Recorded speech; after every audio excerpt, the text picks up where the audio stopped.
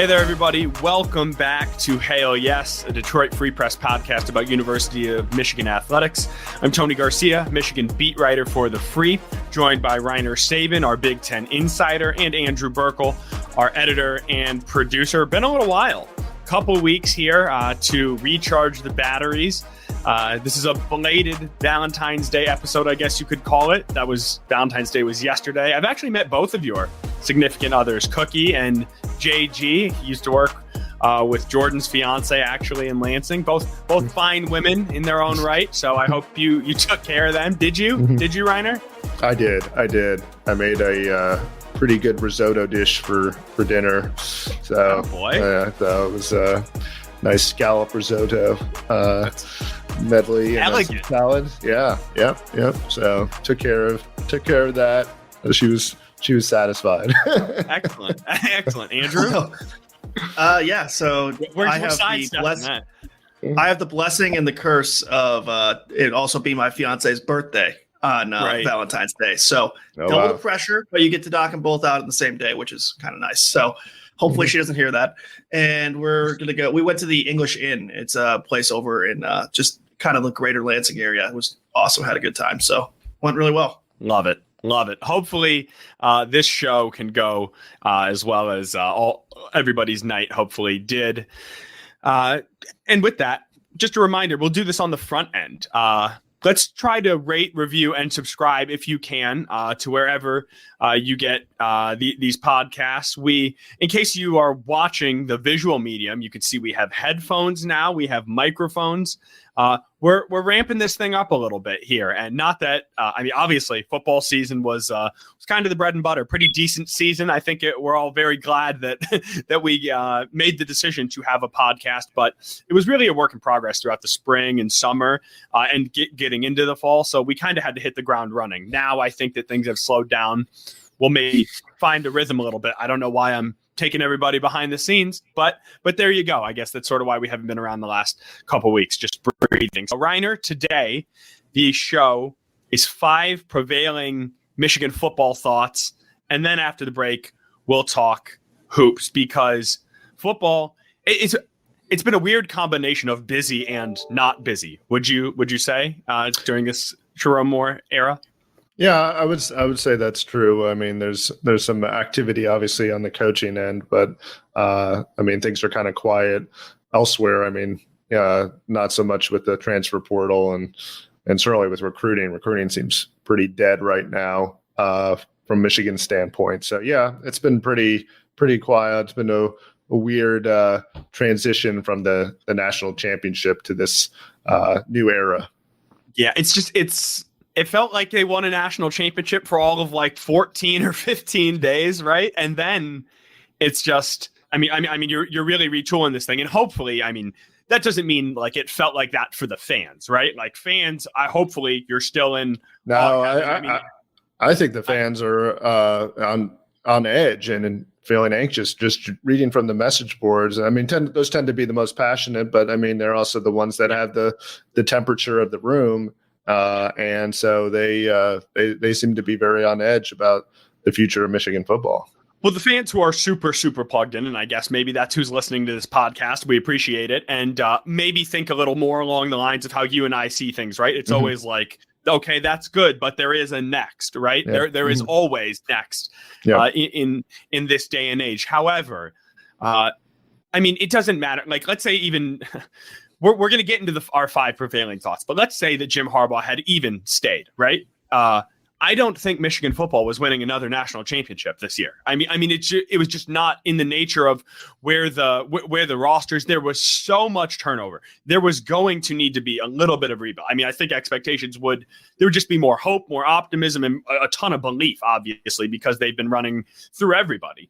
However, last year was the year. They had everybody return, and they nailed it. They hit their shot. So there was always going to be a little bit of a reset. So don't you think that's important to keep in mind?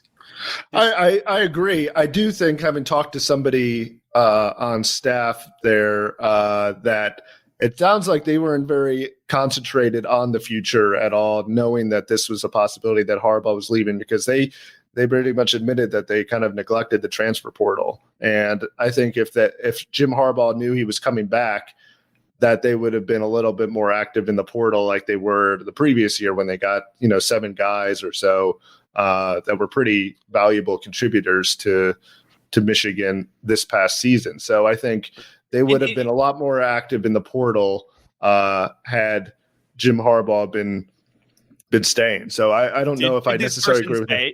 Did this person say why that would affect? It was just because they were focused on the champion. They were focused on trying to win the championship. I mean, it was the media goals were the priority, and with that the portal opens December 4th. Yeah. Early signing period is December 20th, and you're trying to prepare for a college football playoff game against Alabama in the Rose Bowl, and you haven't won that college football playoff semifinal. I kind of understand why the priority was that, especially if you're not considering the fact that you're going to be around beyond the season. I mean, if that was the mindset. Right. So you're saying, I see. So Jim is obviously going and the stat right there. So they're so focused on the here and now. And of course, and certainly after they had let the one slip away from the year before. And I mean, we talked with Jesse Minter and different guys who talk about how busy that time is, right? And you're balancing recruiting and portal and the future and the present. But I think you're right. It does look like they went now. How worth it was it, right? I mean, you got the title forever, but what comes after it? So we talk about so many different thoughts and happenings that have occurred in these last few weeks. But as we were ranking, really everything that has gone down in this very quick Sherrone Moore post-championship era, I think we both agreed that the number one thing that happened, Reiner, was the turnover of the staff. Sure. I mean, you could use maybe more aggressive words like the pillaging of the staff that Jim Harbaugh took with him to Los Angeles, right? So, I mean, just to run through it, I know a lot of people sort of know it, but you got defensive coordinator Jesse Minter, you got defensive line coach Mike Elston, you got strength and conditioning coach Ben Herbert. You have defensive backs coach Steve Klinkscale. Rick Minter, because Jesse Minter left, has also gone with them. He's a defensive analyst. Dylan Roney, who was a graduate assistant who worked with the edges, and really I think was pretty key in Elston's room. Actually, he's gone as an analyst as well out there, and so. And then Jay Harbaugh went to the Seahawks. Jay Harbaugh, who would have gone to Los Angeles as well. Like I think people, because he ended in Seattle. I mean, he had his own. There were circumstances that led him there that we don't need to get discussed. But the point is, Jim Harbaugh wanted to take him too, and so it's just. I found it pretty shocking the level of people who he took. I mean, yes and no. I mean, I think he feels that he was the one who built this staff.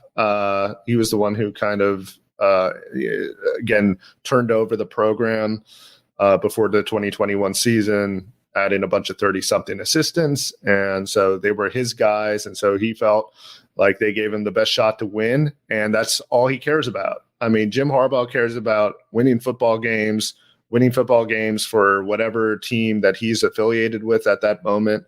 He doesn't really care about any other team other than the one he's coaching. And so that's how he looks at things. That's his. He's very, one track mind, to use a term that he likes to use. And that's just the way he is. And so I don't think he had any compunction about taking any of those guys with him and leaving Sherrone Moore kind of holding the bag, I guess, or just kind of out on a limb right there. I mean, we're a 38-year-old guy who's never been a head coach has to build his own staff. And so it's a tough task for Sherrone Moore, but Jim Harbaugh, is focused on winning a Super Bowl, and he thinks that those guys are the key to helping him achieve that goal. Yep. Yeah, no, I don't. Jim Harbaugh didn't think twice about it, certainly. Right. And if you think about Sherrone Moore with not just how young he is, right, but his time and his come up is under Jim Harbaugh's staff, essentially, right? And so a lot of the guys who he would even want to keep around have been taken. And He doesn't have, like, we're going to get into all the Harbaugh connections and the tree that is still here, right? He doesn't have a dad who was involved in it and a brother who's involved in the NFL for decades, right? Who's just going to hand you pipelines of coaches. It's not the same thing.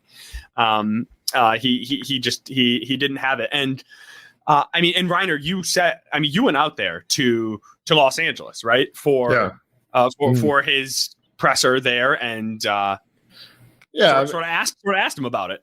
Yeah, and he said that he felt that the program was in a great place, like top 5 level team coming back. I'm a little bit skeptical of that. I mean, given the fact that they've lost so much on offense. I mean, you have 18 players that were invited to the NFL Combine. That's indicative of what talent has left the building.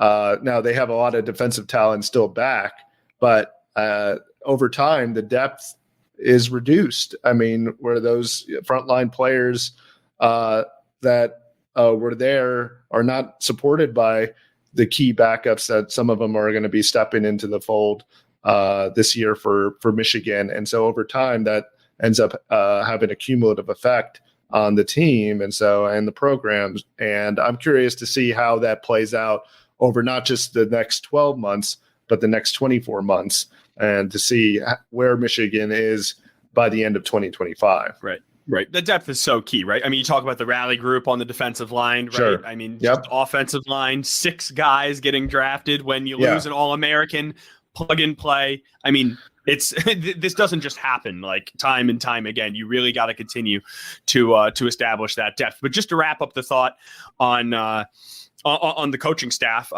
you asked Warde Manuel about it yesterday, and he said it was, frankly, I guess, somewhat expected. Here, take a listen. I knew it was a possibility. I think it was Rainer who asked the question. Yes. I knew it was a possibility, Rainer, that Jim would want to talk to some staff about going there, and obviously he did, and they made a decision.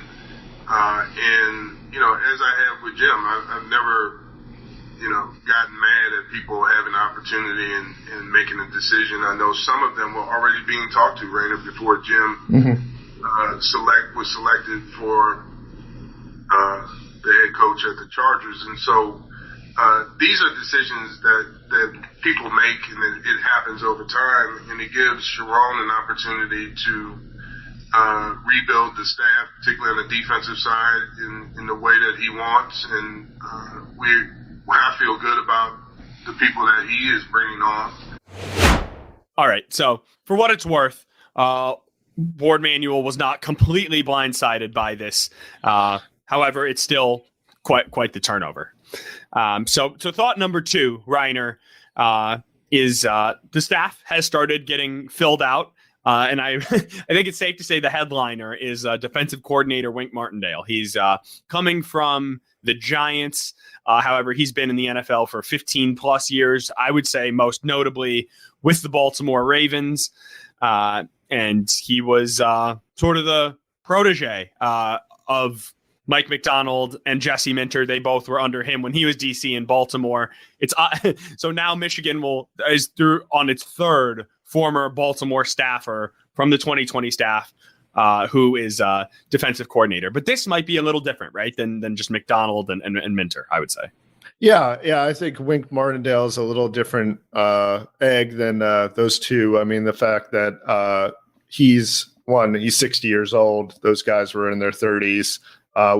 Minter, I think, was just turned 40, actually. But nevertheless, I mean, they're of the same age, millennials, whereas Wink Martindale is more like a baby boomer type.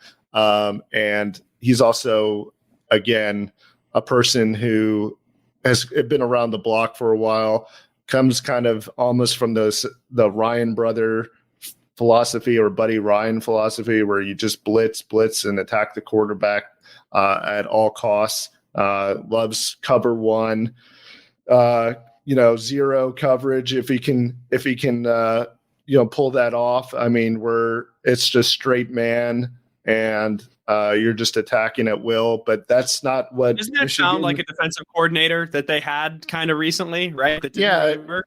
Or that worked against everyone until you got to the elite talent.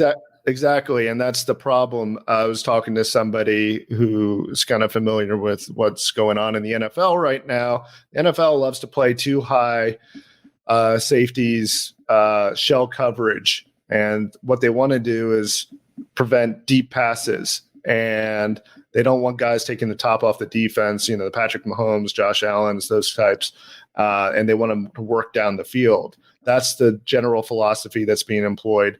That's what was initially kind of what they wanted to do in Baltimore, although Wink Martindale, again, was kind of stuck in his ways and I think was wanting to continue more of the man and blitzing.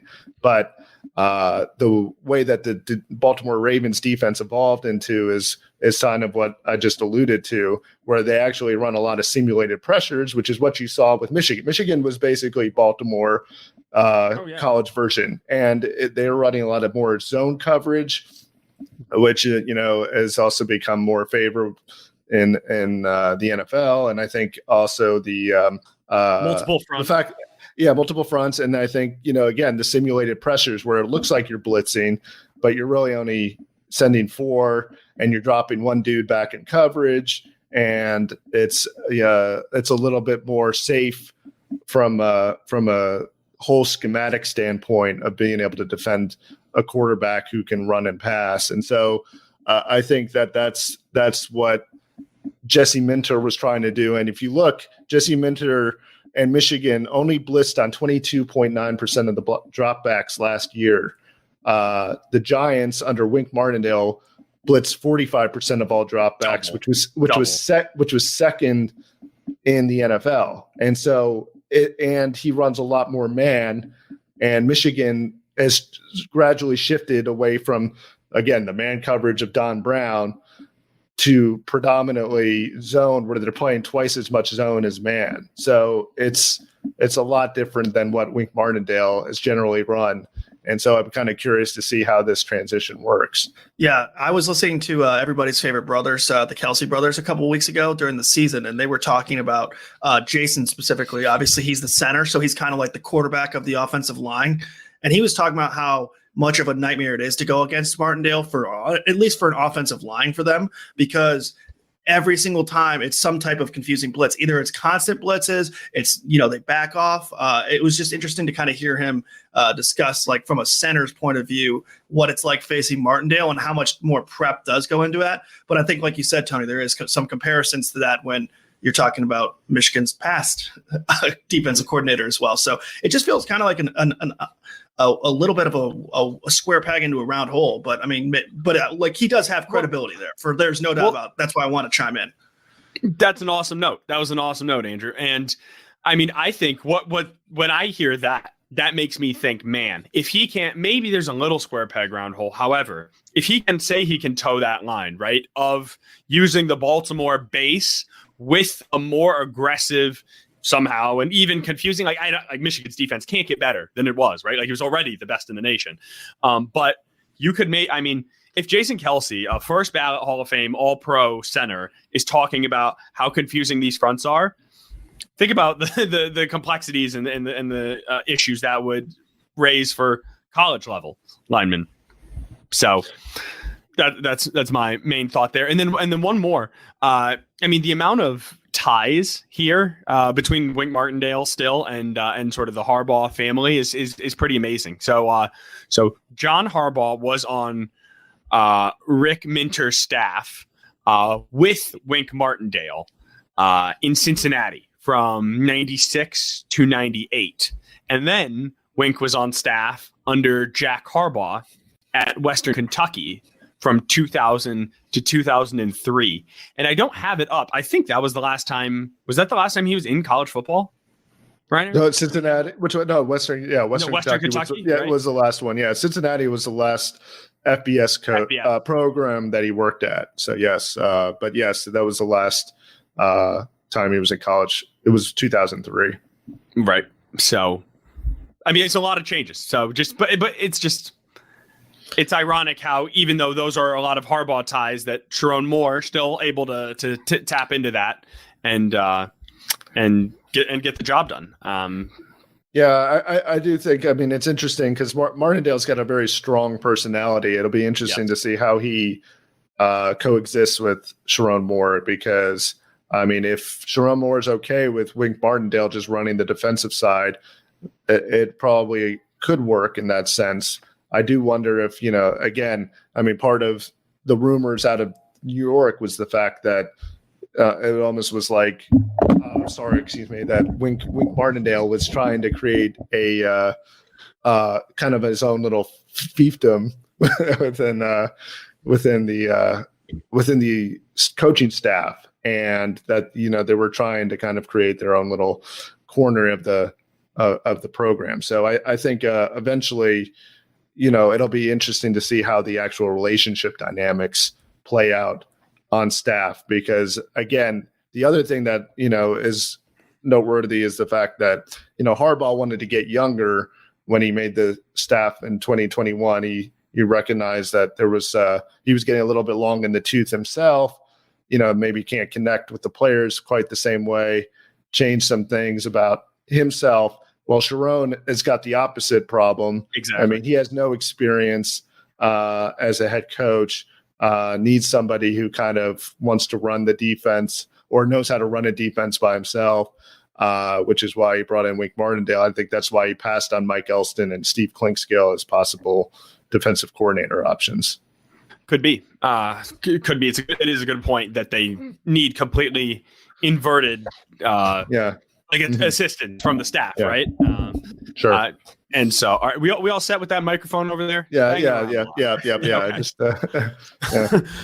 one last funny note about Wink Martindale. The dude is only 60. He's like Jim Harbaugh's age, but you look at him and you think like he looks like he might be older than that. He's been around forever, and Harbaugh looks younger than he is. But they're like basically the same age, which is kind of funny to think about. It is. Yeah, no, they are the same age. Yeah, it is weird. Yeah, I don't make any comments about Wink until we've met. I'm sure he's a wonderful man. I'm gonna get on his good side. So. A nice spry gentleman who looks much younger. Exactly, he's handsome devil. I'm sure he's. I mean, just a wonderful father. Everything. Okay, but moving on. Number 3. I had some concerns there about Reiner's microphone. And Michigan has some concerns about quarterback. Is a weak transition, but the best I had right then. I don't know if Michigan's quarterback is on this roster right now, Reiner. The favorite, quote unquote, if you could call him that in the clubhouse, would be Alex Orji. There's also Jaden Denegal. I talked to Davis Warren a couple weeks ago at the hospital, and he told me that he's coming back. And if this was the day before JJ announced, or a couple days before, and he said, for what it's worth, he actually had not even been told yet. And he said if he doesn't come back, then he hopes he'll compete to be the starter. And if he did come back, then he hopes to compete to be the backup. So, but anyways, no matter whom it is, there's no, almost literally no starting quarterback experience. Yeah, and I don't know if Orji is the guy. I mean, he doesn't really throw the ball very much, or hasn't when he's been inserted into games, and he's been primarily a running quarterback. And I mean, to go from somebody like JJ McCarthy, who's looked at as a potential first round draft pick at quarterback in the NFL, where clearly they want you to pass the ball, to go into somebody like Alex Orji, where he's used as a run threat to kind of offset JJ McCarthy and give him a blow here, it is a little bit concerning from Michigan's standpoint that might be the best option. So, I think, the question is, will they expedite the development of Jaden Davis? I mean, I wonder if that's a possibility. I mean, he was a pretty highly touted recruit, coming into the program, but yeah, that's not been their standard MO. But again, it's a new staff. It's, I mean, I don't know if Sherrone Moore has the same hesitancy as Jim Harbaugh does about playing a freshman quarterback. He might not. He may be again, the game is evolving to where college football, your freshman quarterback, your early enrollee kind of guy goes in and plays immediately. And so where has there been success with that? Right. Trevor Lawrence, was a perfect example of that. Jalen Hurts is also another example of that. Jalen Hurts played his freshman year. He was a true freshman. Again, some guys who had old ways of thinking about that evolved. And you have to. And I talked to a scout a long time ago, like a guy who's actually high up in NFL personnel circles. And he was talking about there's a reason why they want to get these guys on the field early is because, and this was before the portal and everything, but so that it may have changed. But the idea was to get them on the field because you're only going to get 3 years at most if they're really good, because they're going to go to the draft early. So, delaying their time there is probably not going to work out. So you might as well get him on the field quickly. So I don't know if Jaden Davis is that type of player. If he is, then it might be from what I've been told. From what I've been told, and that's why I'm saying it. Are there circumstances? Sure. Trevor Lawrence, Jalen Hurts. These are like elite 5-star number 1 quarterbacks. Jaden Davis is great. He was an elite 11 guy. He was a 4-star, borderline 5-star guy. Reiner, next time I will convince you to come to practice with me when we get to go to the practices at the bowl games. And it is an incredibly long release. It is a very wonky motion. I don't want to say. I talked to someone on staff who called it an off-season project, and that doesn't exactly scream. You're going to be starting for the defending national champion to me. He's tremendously talented. This is not, I've talked to him a couple times. It was actually funny. After the national championship ceremony, if you remember at Chrysler, at the end of it, the security kind of lost a little bit of cabin pressure, right? Like there was a lot of people on the court sort of waiting for the players to get down from the stanchion, like begging for JJ McCarthy autographs and stuff, and just all the different players. And then you got Jaden Davis just sort of moseying around, right? And I just made a comment to him. I was like, are you enjoying like your final moments of anonymity, right? It won't be like this for long because people are waiting on him. And so he was a nice kid. Like, hopefully he does very well. I just don't think I would be very surprised if he is the front runner for that. And then that would lead to maybe a transfer in the spring. That's sort of the next window. I've been wrong before. Could this very well maybe another one of those times? But obviously, if you lose a top 10 quarterback, like top 10 potential draft pick, like JJ McCarthy, Jim Harbaugh called him the best quarterback Michigan's had. It took so long for Michigan to find that guy, right? Like it had been the Shea Pattersons and the Cade McNamara's and the Joe Miltons, and we can go on and on. It might be an easier sales job for them in the spring with trying to get a transfer if McCarthy is picked high. They can maybe sell Michigan a lot better than right now, I think, from an offensive standpoint. Because again, still as a quarterback, you're a little bit going in with some skepticism about how the offense is run. Yeah. No, you are, and that's JJ McCarthy is special in so many, in a number of ways, not just talent, right? But a lot of guys like that want to be the guy. He was okay throwing the ball 15 times again, 8 times at Penn State, right? Right. He really was. And like a lot of people who like you have, especially if you have 1 year, to really make a difference, and try to get your NFL stock up. Is this the offense for you? That's the question that Michigan has to resolve, and also settle for some of these prospects that they may, transfer prospects that they may be courting in the spring. And so I think that's something that they need to discuss. They do. And I guess speaking of transfers and recruiting, right? Thought number 4. It's been pretty quiet on that front since Sherrone Moore took over. Now the transfer portal is closed until April, and we touched on it a little bit earlier. I think Michigan was just sort of, you made a great point, putting their eggs in the national championship basket. Good news, it hatched. bad news. There's no eggs in the recruiting basket, and that's how you end up with, I guess, just the two transfers right now. Jayshon Barham, the linebacker from Maryland, and Josh Preeb, the offensive lineman from Northwestern. Mm-hmm. And so maybe they add a lot in April again. It's interesting that at least at the high school level, right, Reiner? I think that was another one of your points, that there hasn't been there was the AD commitment, Jalen Smith, is top 300 guy, but not been. From my thought, this could cut both ways, right? Like, I mean, you could see a flood of people decommitting, and you haven't seen that, but you also have not seen any commitments coming in, right? So I don't know. Is it good they're not losing people, or worrisome they're not adding people? I think it's somewhat worrisome in the weird sense that, again, you win a national championship, you expect a recruiting bump, and there's been no recruiting bump whatsoever. I mean, they only have 3 commits for the 2025 class, and they're all 3-star players.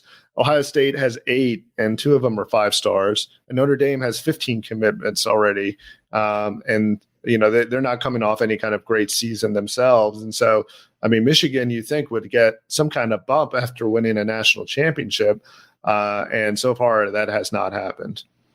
Well, you would. I mean, I guess you would think so, of course, because, I mean, national championships, everyone wants to go join. But I think, I mean, people see what we see as well, right? This is not just the typical. This is not Georgia winning a national championship. This is not Bama, Clemson, where it's like, all right, we have ascended. We are now at the mountaintop. Like, we're going to live up here, right? I think it's more like they climbed it, and now where do they sort of stand? And so maybe there's a little bit of hesitancy. And plus, Michigan has not been a recruiting powerhouse, right? I mean, they just haven't. They fall in that sort of mid-teen range pretty consistently with their classes. You got your best recruiter, Steve Clinkscale, on the way out now.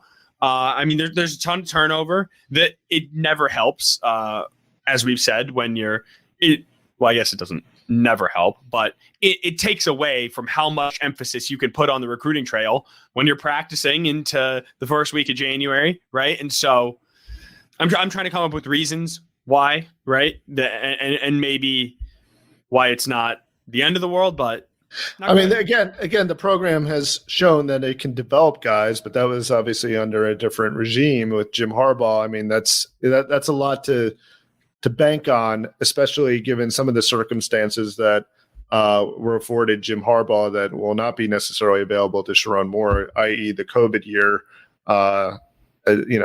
benefit. Or an 18-team Big Ten.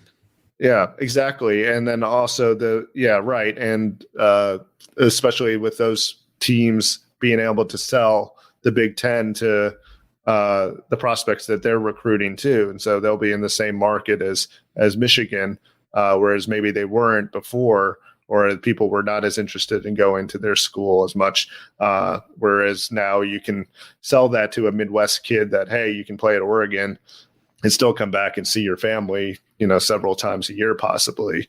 And so it's a question of whether, Michigan under, Sherrone Moore could get this thing kind of going from a recruiting perspective. He's kind of up against it a little bit, again, given the fact that he hired Wink Martindale, who hasn't coached in college football since 2003. Now, the defensive coordinator or coordinator generally does not do as much recruiting as obviously the position coaches, but there's still a factor, and you would still hope that they would have some kind of interest or connections at the high school level that would help facilitate Michigan being able to add good recruits. And Wink knows that 2375 corridor, right? Right. Isn't that where? Exactly. That's where. Yeah. With trucking. Yes. He after he graduated from Defiance College in the late 70s, I think, early 80s, late 70s. He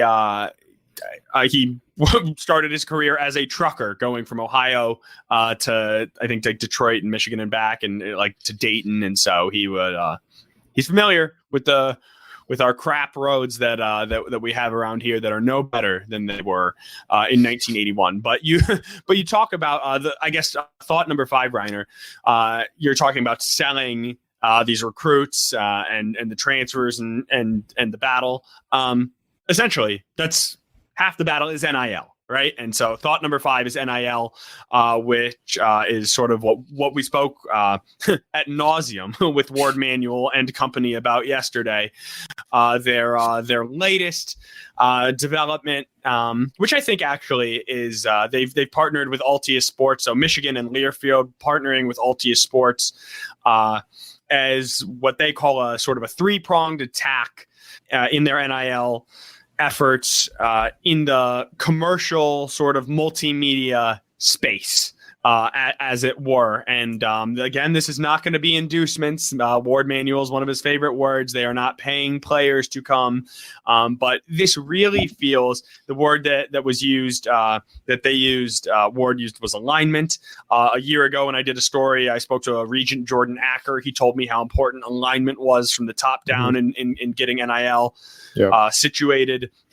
Even from the president to the board of regents to the AD to the coaches, and Michigan took a lot of jabs for sort of being on the later end, right, of NIL, but it seemed as if they wanted to make sure they knew what they were doing, and that is this, and it is sort of a lifelong NIL pitch, right? Like when you come to Michigan, we will teach you how to brand yourself for your career, wherever that may be. And they're still going to be working through their collectives and all those different things. But these sports agencies, I don't know, that's probably not exactly the right word. These sports entities are going to facilitate that. Did I explain that correctly, Reiner? Yeah, I think so. I mean, again, I think this is a rebuttal in some ways by Warde Manuel to the fans. And that's why I think they spend an hour wanting to talk to the media about this select at length. Media. Yeah, and to express that Michigan is being proactive in the NIL space, that they are trying to, be competitive with the other major programs when it comes to NIL. Hiring this executive director position to oversee Michigan NIL essentially. And I think it's obviously kind of just, in some ways they were paying lip service again to the fans and trying to show that Michigan is going to be a player when it comes to NIL. And I mean, they really have been. I mean, again, the retention rate at Michigan the last 3 years, whether you want to say it's due to winning or NIL or whatever, tremendous, has been incredibly good. And before that, it was terrible. I mean, they were losing guys left and right to the portal. The culture was bad, whatever. Whether it's, people feel like they're getting compensated now, but again, Michigan's strategy generally has been focused on retention, not, procurement of players through NIL. And so it seems like it's a good strategy in some ways to pay the people that have actually produced than not. So I can't argue with that. I do wonder, like, again, how much they're really willing to kind of go to the lengths that some of these other programs may be willing to do. I mean, that to me was what this was about, right? I mean, what has headline after headline been about this offseason? Ohio State throws another bag at a 5-star. Ohio State gets Caleb Downs. Ohio State gets the quarterback. Julian Sayin. Thank you. Mm-hmm. Guy. And Ohio State gets Chip Kelly to cut, right? I mean, and everything Michigan has always done has been compared through the Ohio State lens. You have to respond. Like Ohio State, that was their response to your national championship. You need to show, I tweeted this line out earlier, real G's move in silence like lasagna. That might be the best rap line of all time, but like, you don't want to be moving in silence like a G right now. You want to be making loud moves and letting people know that you are still moving and shaking. And Sally Fulp, the VP at Learfield of NIL opportunities, said yesterday that Michigan is top 5 in deal making, like in the NIL space of the 102 universities who they represent. So Michigan is still a player and mover and shaker in that space, even if it's not glitz and glamour and flash like you see at Ohio State or A&M or fill in the Texas oil bag money school. Yeah, I mean, again, I think Michigan's always going to be somewhat of a player. I mean, they're a national brand, and so that's not really surprising. I do think that, again, Michigan's been somewhat hesitant to jump into the space. They've been very deliberate in their action so far. I mean, even this position, I mean, it's probably late to the party. I mean, the partnering with LSU, I mean, there's 40 to 50 schools, including a bunch in the Big Ten that have already partnered with this specific agency or whatever. And so it's not like some novel thing and some innovative thing that they're doing necessarily. I mean, it's seems like it's kind of par for the course in this day and age. They're essentially consultants, right? Yeah. Like they are not going to tell you what to do, but they come on, they run all the background, and they say, we really recommend you do X, Y, Z. This is what they say. I mean, what Casey Schwab, who's the CEO, was telling us was, they have to keep. They can't give numbers or privacy rights or any of those things, but they could say, here is what the most aggressive people in this space are doing. Here is what the most conservative people in this space are doing. This is what this roadmap sort of looks like right now. And it was really interesting to hear from those people. Like, I know we were texting and it's like, do we need an hour of this? But as much as we were joking about that, it was interesting to hear from the people in the space about just everybody feels like they're behind, right? Like there is no, like, it's just a dog constantly chasing its tail because it is so uncertain. There is no, like, as soon as you're cutting edge, you're not. And as soon as you're behind, it was just, I thought that was all interesting. So any final thoughts on that, Reiner? No, I mean, I think it's pretty cut and dried. I mean, again, they're trying to show that they're being active in this area, which again is not surprising given the fact that it's kind of the basis of everything nowadays in college sports, especially when it comes to recruiting and talent retention.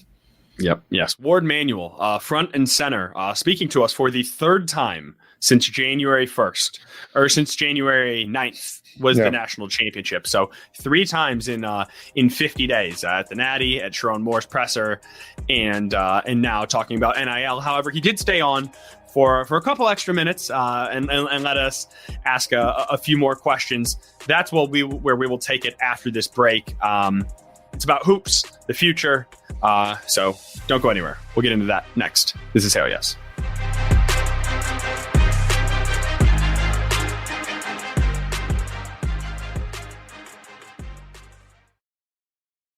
All right, meant to do this off the top, but we just kind of had so much fun with the intro.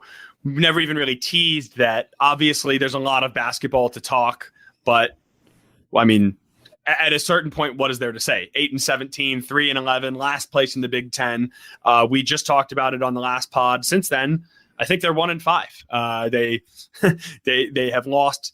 Their last 8 losses have come by 8 by double digits. So it's all not good. That the reason I bring that up is at Sherrone Moore's press conference, I asked Warde Manuel about Juwan and about just his thoughts, where the season's at, and he really talked about how he really does not make decisions in the middle of the year. It's got to be very rare. I think he fired I can't remember what football coach, Paul Pasqualoni from UConn in 2013 after an 0-4 start, but I think that's about it as far as big in season for basketball football moves that he's made. And talked to him again yesterday, and I was just yesterday being Wednesday, and just wanted to double check if that was still the case and where everything stood. So here is Warde Manuel talking about Juwan Howard. Juwan and I have talked, yes, and we'll continue to have those conversations as the season goes through, and I'll continue to support him in the effort to turn this around and win like he expects to win. I mean, I think, there's no there's no lack of effort from our student athletes or our coaches. And it's a lack of execution at times, and we have to be better. He knows that, they know that, and the expectations are high, but I will continue to have the conversations with him, and will continue to support him in our program, and continue to be there for him. I mean, it's difficult.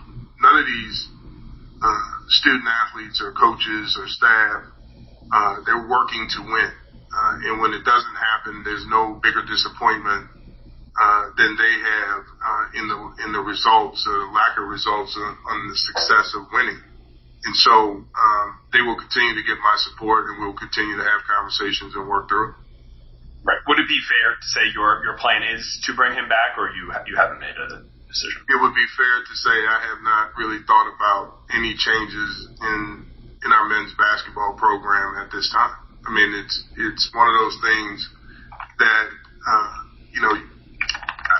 guess I can't say it any clearer. I want to support Juwan to be successful and have not given any moment of thought of anything about changes at this time. And so my support is of him, of our student athletes, and our staff. All right, Reiner, you were there yesterday when he said it. You heard it there again. Is he just? What is Warde Manuel saying? Can you read between the lines? Can you read these tea leaves for us? I mean, I think he's trying to, again, emphasize his patience, which is again the common theme with how he runs the program. I mean, he's not usually the person who reacts with a hair trigger mentality to anything. So, I mean, everything is kind of, he slow plays it until he's absolute possible last resort. There's no other option. And so that's why I think he's approaching it. I also think he wants to lean into the idea of what he did with Jim Harbaugh in 2020 when, he says that fans were clamoring for, Jim Harbaugh to be relieved of his duties, and he didn't react in that way and didn't do that. Instead, he came up with the pay cut. I think he also emphasized to Jim Harbaugh that he needed to probably switch out his defensive coordinator and some staff issues. So I could see maybe that's where the council with Juwan Howard will go, and maybe the direction they'll go is maybe that it'll be internal staff maneuvers that will be made at the end of the season instead of probably moving on from Juwan Howard. I also don't think he has it probably in him to probably fire his first major hire, two, a Michigan alum at that. Yeah. No, it's a good point. And just when you talk about back to football and the Jim Harbaugh time, Jim came to Warde with a plan after that 2020 season, right? Like Warde did not, from what I've been told, Warde did not want to fire him, but there were certain things that he needed to hear. Not just, I'm going to run it back. I think we're all good. We were a little short here, a little short there. No, this has not worked. What is your plan for change? And Jim talked about changing the defensive coordinator. He talked about a renewed emphasis in recruiting. He talked about getting younger on the staff, right? All things you mentioned, all things he did, all things that helped.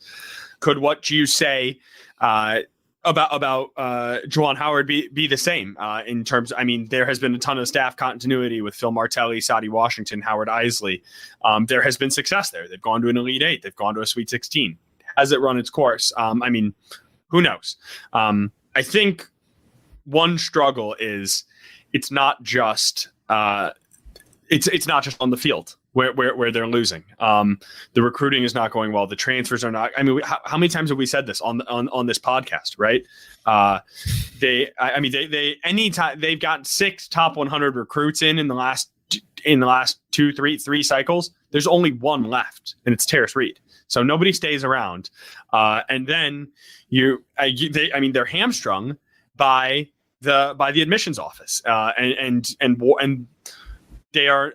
I was just talking to someone very close to the program the other day who was like, "Look, we're not asking anybody to change like the requirements, but like Can you work with us a little?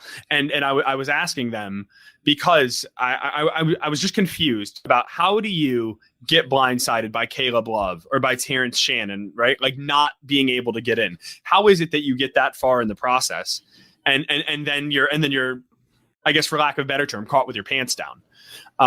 What it is these portal processes, as it was explained to me, I mean, they move like wildfire, right? Like if you hear a recruit has some interest in your program, you say yes now, ask questions later, right? Like you get them in, the door, and you make the relationships and you build the relationships. And Juwan Howard just admitted it earlier this week. Terrence Shannon did commit to him and was coming to the University of Michigan and then couldn't come. Caleb Love did commit to Michigan and was coming and then couldn't come. And so Terrence Shannon's still in college basketball and Caleb Love is one of the leading scorers in the Pac-12. So if you're giving all the benefits of the doubt, what does a Michigan roster with Caleb Love and Terrence Shannon look like right now? Right. And then maybe does Hunter Dickinson transfer out?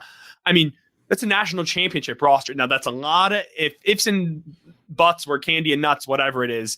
I mean, that's a lot of ifs. So they're close, but if you keep getting shut out of getting transfers in the same way, again, to bring it back to a very long-winded response, you have to make a change. And I think they're just, I mean, they're stuck in a rock and a hard place. It feels like. Yeah, I don't disagree. I just think that as far as they're being stuck in the rock and a hard place, I mean, but given the way that Michigan it has operated, the fact that Juwan Howard is an alum, the fact that he's had heart surgery earlier this year, I think all of that is going to factor into how Warde assesses what he's done in the past year. Sure. And what the future, I mean, whether it should or shouldn't, I mean, it's hard to say. I mean, again, I can see it from both sides. I mean, where, you can't ignore the fact that the guy did have some personal trials that were pretty significant and could have affected his ability to do his job, this year and get the team ready. I mean, again, he wasn't there at the beginning of the season coaching this team. And so that's the foundational element of your building a team is being there at the beginning and working through the process. I mean, you see teams that they were 3-0 over the course. They were 3-0. That's true. I mean, again, they were also playing teams like St. John's, who were introducing a new coach and who lost to like Pace University. That's still one of their best wins. Yeah, well, St. John. Yeah, well, I know, but St. John's was coming off a loss to a Division II program. And so in the exhibition season, and so I mean, again, you look at where Michigan was at the beginning of the season with him being on the sideline or off the sideline or whatever you want to call it, and it wasn't a good situation to begin with, and then you add the fact that again, I think the loss of Hunter Dickinson obviously was huge there. I mean, and nobody can argue otherwise, but I mean, just the idea that even though he created some off the court issues for you, I mean, it was a guy that was the face of your program, and anytime you lose the face of your program, it's just a bad look in general. So, I mean, again, there's many different factors that you can assess Juwan Howard on, and it makes it a tough call. But I can see why Warde Manuel will be hesitant to pull the trigger right now, because I mean, there is some stuff that's indicative of a guy who can coach or at least build an elite program, because he has the potential to get big time players into the program. Tony, you briefly touched on this, but I just wanted to ask you more about it. There was kind of a viral moment, at least for college basketball regular season standards, of Juwan talking about Terrence Shannon and saying, "You're welcome," at that press conference after the loss to Illinois. What was going on in that room? Because it was kind of one of those where it's like reading it felt different than I'm sure watching it. Like, what was that like? Because I guess I want to see your perspective from in the room. Unfortunately, I was not in that room for one of because that was a road trip. Talk about a setup question. My bad. Yeah, I know. Normally I am, right? So the reason, I mean, but no worries. The reason I was not is we were under. I was maybe going to go help the Lions on the Super Bowl run, right? And then that was going to run up again. The end of that was going to run up against this Nebraska and Illinois sort of double dip. And then we were debating if we were going to still go out there. Frankly, I mean, it's a couple $1,000 and the team's in last place in the Big Ten. So I really wish I could answer that for you. But I talked to people who were in the room, if that helps. And I've been there when Juwan has had those semi-awkward answers, and it's just I get it. I mean, I probably wouldn't do something that dissimilar, right? I mean, it's like this was my guy, and then he just body bagged you, right? I mean, he dropped 31 while you just fell behind by 30 points in the Big Ten for the second night in a row. You're playing without Doug McDaniel. Your son has the flu. Another wing is out at home for undisclosed reasons. I mean, you're like Jalen Llewellyn is like a 25-year-old point guard playing on one leg. It's like he is literally duct taping this team together at a top 10 Illinois, and then someone starts a question with Terrence Shannon pretty well. He's like, well, yeah, no, I do. So I think he was just pretty peeved. And plus, I think I've mentioned this before. He knows how many eyes are on him. I don't think Juwan Howard, as a head coach, he got teed up and kicked out actually of the Texas Tech game in the battle for Atlantis before he was actually back. But since he's been back, Juwan Howard has not been teed up one time, and that's during a 2-14 stretch or some madness, right? I mean, they've been horrific. And so he's really thinking about what he's doing. No, I mean, it's an interesting perspective, Tony. I mean, even though, obviously, as I said, I set you up for failure there, and I actually did know in the back of my head that you did not make that trip, so I apologize. But yeah, it's just it seemed like that's why I think it was it kind of went viral. Of course, the "You're welcome" was kind of a awkward thing to say in some ways, but at the same time, it felt like you could literally feel the pressure and some of the frustration of all the different stockpiling issues that have gone on, right? And then it was oh, here's my opportunity to kind of actually get my thoughts out there. You know what I mean? That's what it kind of felt like. And that's why I think that people latched onto it, Yeah. It was, as a coach, you can't make excuses. As a coach, you can't make excuses. But when one is softballed to you, I mean, you're just going to remind, oh, hey, you remember, that guy who dropped 31? Yeah, he should be on my team. I don't know what you want me to do about that. He was. I did everything I can do. Quite literally, it was out of Juwan's hands. So I get it. But the situation. So figure it out.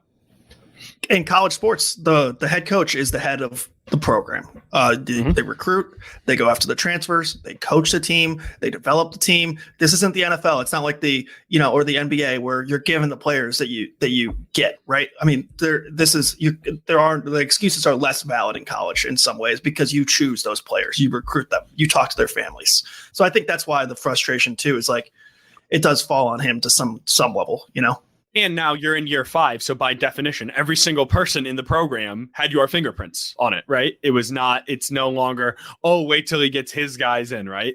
It's, oh no, now his guys are in and it's worse. That's sort of where it's at. Reiner, final thoughts. And it's interesting to have this conversation in light of what Ohio State did with Chris Holtmann. I mean, obviously they moved on from him. I mean, it's been a, kind of a steady drop off for him this last couple of years. I mean, he started off obviously pretty well, but again, he was 7 seasons into his tenure at Ohio State. I mean, Juwan's in his 4th season here, fifth season. Okay, and so it's hard to remember, I guess. With the COVID year feels like a weird year too. Yeah, the COVID year. Yeah, so yeah. I mean, if this is his second year missing the NCAA tournament after, the hot start that he had. I mean, it's kind of a similar progression there. And so, I mean, does Juwan Howard have a little bit more patience here in the sense that, again, it was his first major hire at Michigan. And I think that's a huge factor in this whole thing. Yeah. My question is, if you are going to continue to run this forward, there has to be belief or faith of the direction and of what's coming next. Terrence Williams will be gone. Olivier Cromwell will be gone. Namari Burnett will be gone. Trey Jackson will be gone. I don't know about Doug McDaniel or Terrace Reed and their transfer portal thoughts. You have one recruit coming in currently in Connie Ruths. And then George Washington, Will Cheddar. There's a handful of guys. How do you reconstruct yet again another D1? You see, like it is, you're constantly chasing and you're just going uphill with this much turnover and by living through the portal. But that's every college basketball program pretty much every nowadays. Arkansas changes over their roster every year. Literally every year it seems like they have like a whole new cast of players. The only program that doesn't really seem to do that as much is Michigan State. Yeah, right. And like Tom Izzo's, kind of going against that. But a lot of these programs, they have like which number tournament are they going to in a row? Is that 26 now? Presumably they're on track to do that. So yeah, do things differently. Like find a way. Yeah, it's about culture, but Wisconsin too, right? Wisconsin they're going through a spell right now, and it's not that you can't. I'm not saying that Tom Izzo is doing it right. I think they obviously should have gotten a big in the portal. I think that's got to be the number one storyline in East Lansing, and people are just going bonkers about that they weren't supplemented in that way. But AJ Storr at Wisconsin, that's how you do it. You cannot live in the portal. You have to fill and like supplement in the portal. And there is not enough high school recruiting right now. That's where the fall off is. There has been, when you get 5 stars, they're leaving too quickly. And when you're, I guess, getting other guys, Yusuf Kayat, there's been no development 2 years in. I guess Will Cheddar has developed into a good piece. Doug McDaniel's good. I guess when they're staying around, they're okay, but there's not enough of them. You got Christian Anderson, who's a sharpshooter in 2025, but he's like 5'10" or 5'11". You need more. You need more pieces. I think you need to marry the two philosophies. I think you need to develop some guys, some glue guys that are going to be around the program for 3 or 4 years, and mix them in with some transfers. I think that's what the Eli Brookses of the world. And I think that's what Kansas does. They're like a high version of Michigan State in a lot of ways, because they not only make the tournament every year, they advance. They make runs. They make runs now. I think again, I think that there has to be some kind of blending of the two ideas of like importing your entire roster year to year versus obviously recruiting and developing some guys that are going to be consistent producers for you over a course of 3 to 4 years. It's hard enough to live through the portal. But when you are Michigan's portal and like you are limited to freshmen or grad students, that's why you have to go. Like in my mind, you have to, instead of 50-50, it has to be 75-25 the other way. It just, because you're too limited. Because look what's happened. Nogel Eastern, Love, Shannon. Even Papa Conte, an incoming high school recruit. He had to ask out of his NLI, and now he's at Pittsburgh. Now he hasn't played, but the point remains, you weren't recruiting other people because you thought you had him. So you got to know with the admissions requirements. All right, good work, boys.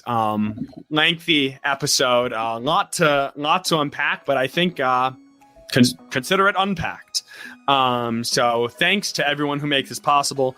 Our editor-in-chief, Nicole Avery-Nichols, executive editor, Anjanette Delgado, sports editor, Kirkland Crawford, audio engineer, Robin Chan, producer and editor, Andrew Burkle, co-host, Reiner Sabin, and me, Tony Garcia. Thanks, everybody, for listening. One more time, rate, review, subscribe.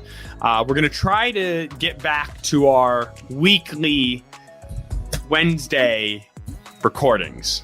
There's no promises, but that's the goal. So we'll see if we stick to it. Thanks again. This is Hail Yes.